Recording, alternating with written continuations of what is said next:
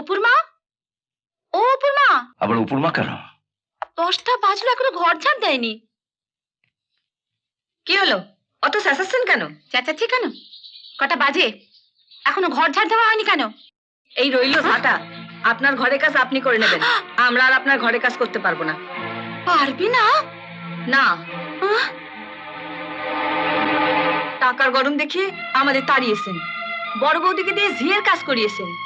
এবার বড়বাবুর টাকা হয়েছে, বড়বাবুর হুকুম আপনাদের কোনো ঘরের কাজ আমরা করতে পারবো না। শুনলে অপুর মার কথা? শুনলে একটা ঝি বলে কিনা? ওর কি দোষ? ওকে দাদা যা বলেছে তাই করেছে।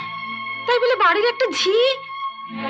তুমি ওদের সংসারের কথা না ভেবে হুট করে তাড়িয়ে দিলে, তো ওরা তোমার সংসারের কথা ভাববে কেন? তাহলে এখন ঘর ঝাড় দেবে কে? দাঁড়া, আমি ঝাড় দিয়ে দিচ্ছি। থাক, জুতো মেরে গরু দান করতে এসেছো? আমি তোমাকে জুতো মারবো কেন সাথী? বরং তুমি আমাকে জুতো মেরেছো, আমি কোনো প্রতিবাদ করিনি। প্রতিবাদ করনি? কিন্তু কি গো, তুমি বাবাকে কিছু বলবে না? তোমার দাদা হাতে কিছু টাকা পেয়ে যা খুশি তাই করে যাবেন?